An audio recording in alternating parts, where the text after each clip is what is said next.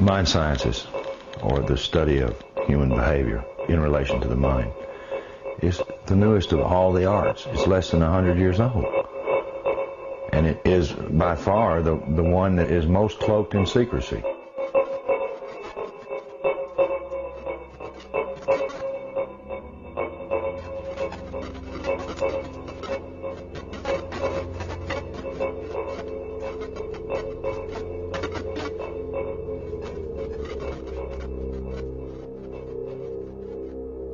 The origins of psychological warfare were in Nazi Germany, and in the Nazi ideology they had something that was called Weltanschauungskrieg, which means worldview warfare.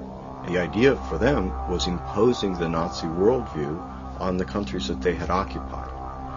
The Americans picked up this idea, created an American version of it, and called that psychological warfare.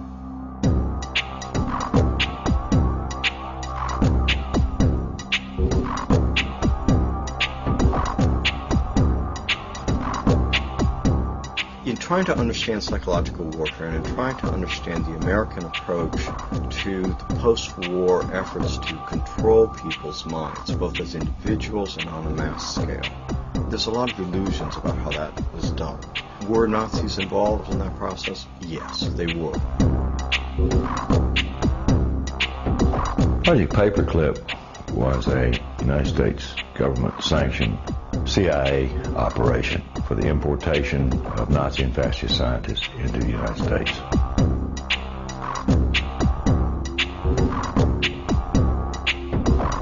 Their statement was simply this: if we don't bring these people into this country and contain them, then our enemies, the Soviet Union, will get them.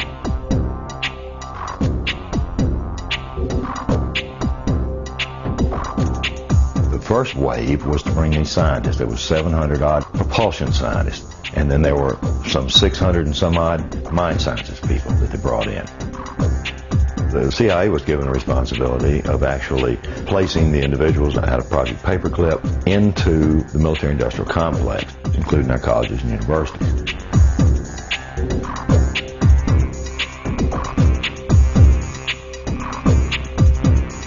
Mind control was a psychological warfare weapon that Adolf Hitler regarded as the answer for taking over the entire planet.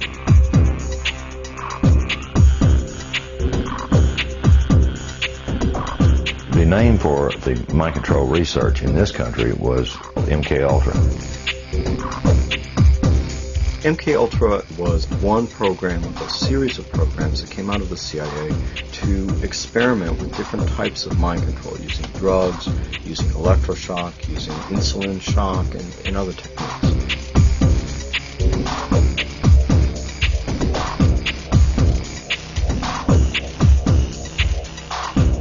I think that the goal for those people who planned the program was very straightforward. It was an attempt to figure out a way to interrogate people and to learn how to protect their own agents against control by others.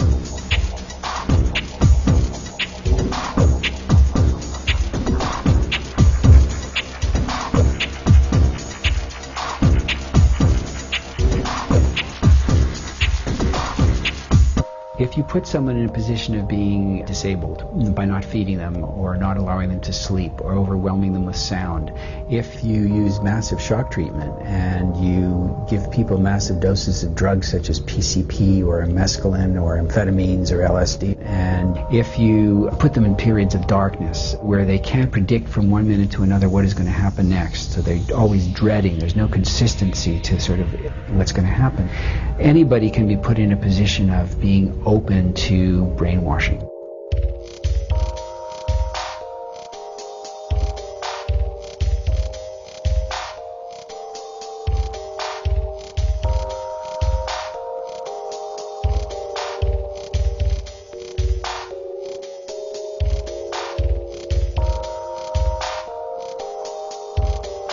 Ewan Cameron was probably the foremost psychiatrist of his time in the 1950s. He was using high-tech sound techniques. He was using multiple kinds of loop recorders to force people to listen to recorded messages 24 hours a day for weeks on end to basically destroy people's thinking patterns.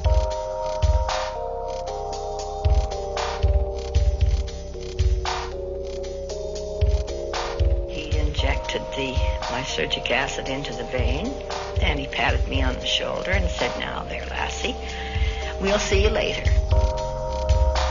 And I started to feel very frightened, and the fright became a terror. And I sort of began throwing myself from one side of the room to the other. I didn't know what to do to stop this feeling. It felt like my bones were melting, that I just didn't know who I was anymore.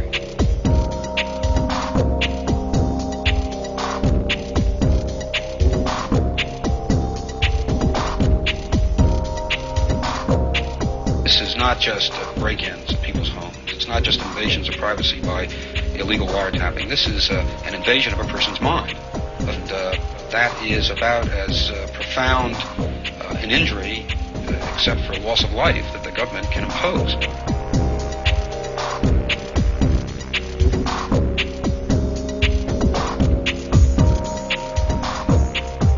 This was a post-Nazi program, if you will. It was an Americanization. I've often made the statement, and I still make it flippantly, the Nazis didn't lose the war. They just had to move. Now it's 50 years later. Now they're much more clever, they're much more sophisticated. They have a lot more money to spend.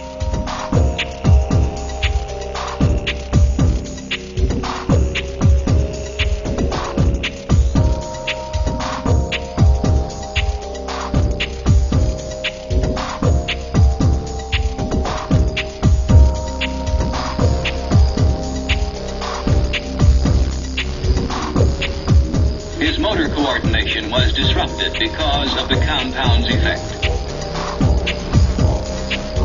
Although his vision was not impaired, he found it difficult to focus his attention on the next objective. His physical actions were noticeably slower. He felt compelled to disobey his instructions. Did Sergeant Ditches give you any instructions about what you were supposed to do tomorrow? Tomorrow? What, is today Thursday? Today's Thursday. Today's Thursday. Well... Wars are not won on the battlefield. They're won in the minds of the people.